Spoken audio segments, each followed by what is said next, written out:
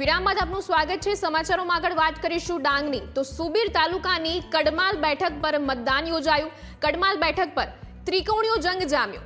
ભાજપના ઉમેદવાર લતાબેન, કોંગ્રેસના ઉમેદવાર એલિશા ચૌધરી વચ્ચે આ ચૂંટણીનો જંગ જામ્યો। અપક્ષ ઉમેદવાર ગીતાબેન જામર વચ્ચે ચૂંટણીનો જંગ જામ્યો હતો।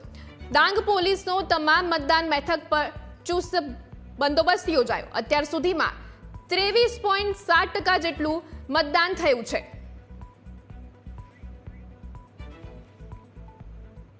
ભારત આદિવાસી સંવિધાન સેના દ્વારા ગરીબોના મસીહા એવા શ્રી છોટુભાઈ વસાવા સાહેબશ્રીના માર્ગદર્શન હેઠળ ડાંગ જિલ્લા 10 કડમાલ પંચાયત પેટા ચૂંટણીમાં ઉમેદવારી કરી છે અને હું લોકોના આગળથી કામ કરતી આવી અને લોકો મારા પર વિશ્વાસ રાખે છે।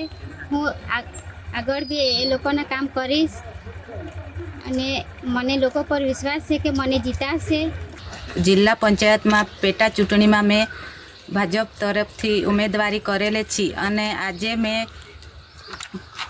વહેલી સવારે મતદાન કર્યું છે પોતે અને લોકો પણ મતદાન કરે છે અને લોકોનું કામ મેં કર્યું છે અને હવે મને લોકો બહુમતીથી મત આપશે એવી મારી આશા છે અને બહુમતીથી મેં જીતીશ એવી મારી આશા છે અને જીતીશ પછી હજુ લોકોનું કામ હું કરીશ।